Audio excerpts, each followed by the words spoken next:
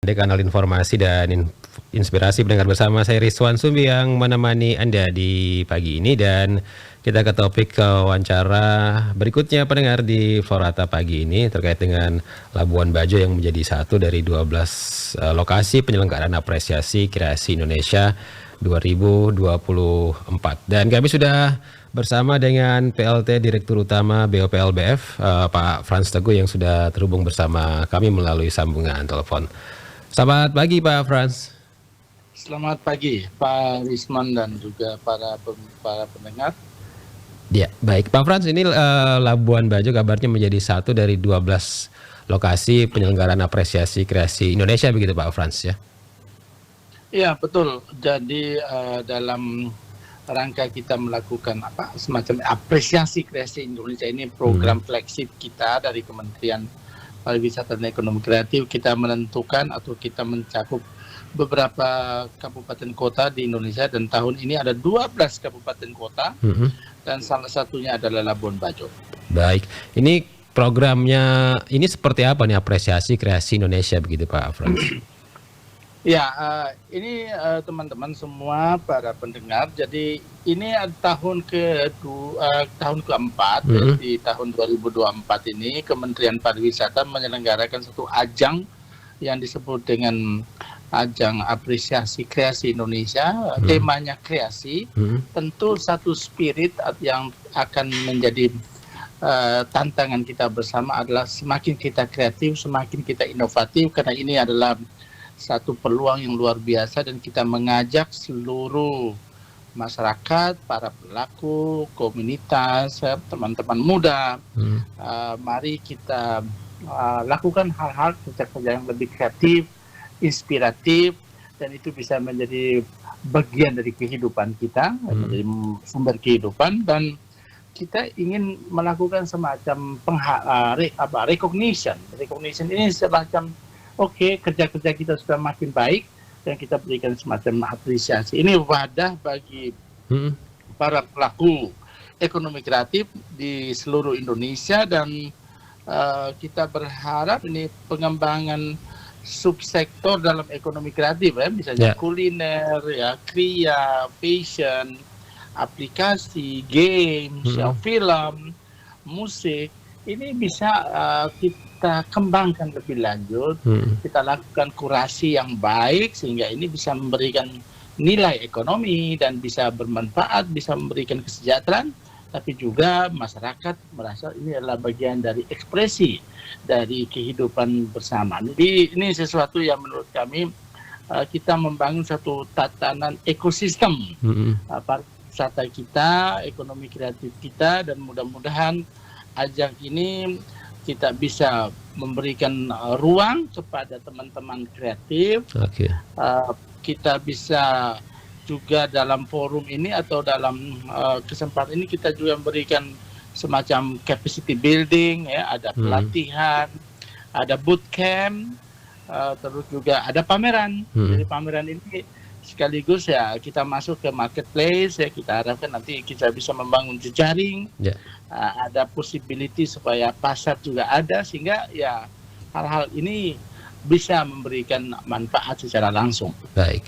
Nah, untuk pelaku ekonomi kreatif sendiri nih yang akan berpartisipasi, ada persyaratannya atau seperti apa? Ya, apa saja yang harus dipenuhi begitu Pak Frans?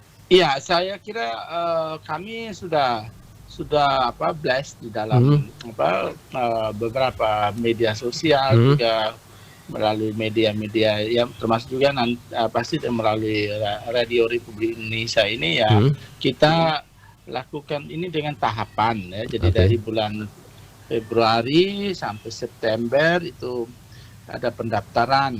Pendaftaran itu juga open call, jadi terbuka. Silakan nanti hubungi melalui Instagram, juga kita ada apresiasi kreasi Indonesia juga ada, ya. Jadi klik aja itu bio Instagram kita, dan ini mudah sekali untuk diakses. Nah, ini benar-benar milenial banget lah, ya, kira-kira itu.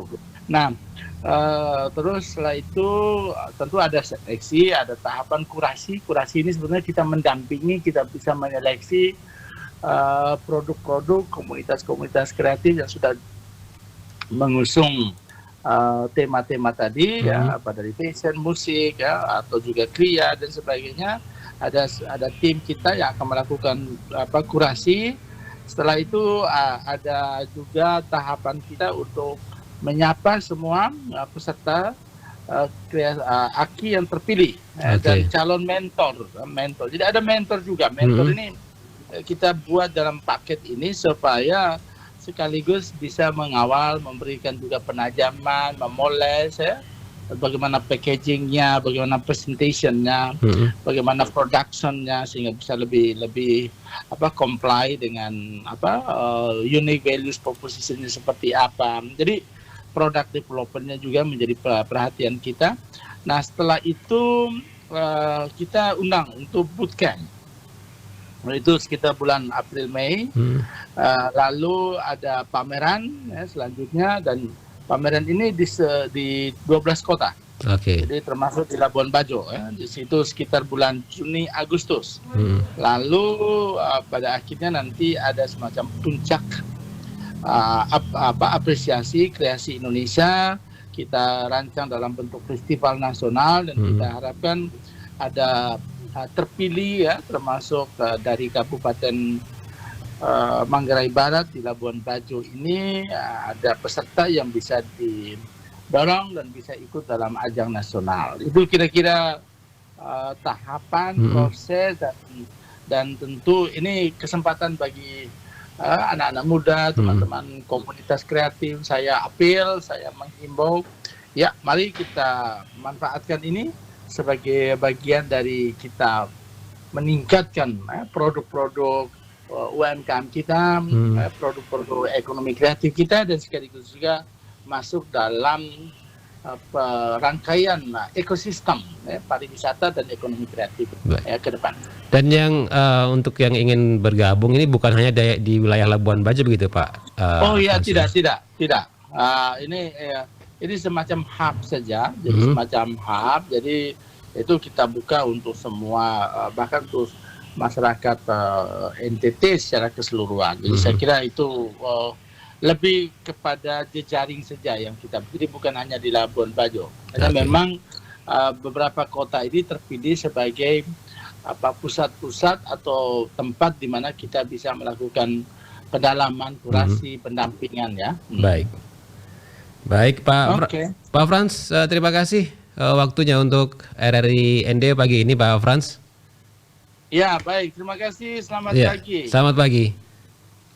Pendengar, demikian wawancara kami bersama dengan PLT Direktur Utama BOP LBF ya, Pak Frans Teguh ya, terkait dengan Labuan Bajo menjadi satu dari 12 lokasi penyelenggaraan apresiasi kreasi Indonesia begitu ya. Dan seperti yang disampaikan oleh Pak Frans tadi, ini bukan hanya untuk mereka pelaku ekonomi kreatif yang ada di Labuan Bajo saja ya. Untuk Anda yang ada di wilayah Nusa Tenggara Timur lainnya, ini bisa ikut mendaftar untuk masuk dalam apresiasi kreasi Indonesia ini, yang tentunya nanti akan dikurasi lagi begitu ya. Jadi ini adalah peluang yang bagus ya untuk Anda pelaku UMKM ya, Anda ikut bisa terus mengembangkan potensi usaha Anda begitu ya, dengan mengikuti apresiasi kreasi Indonesia. Dan Anda bisa cek ya informasinya melalui media sosial tadi yang disampaikan oleh Pak Frans ya, di BOP LBF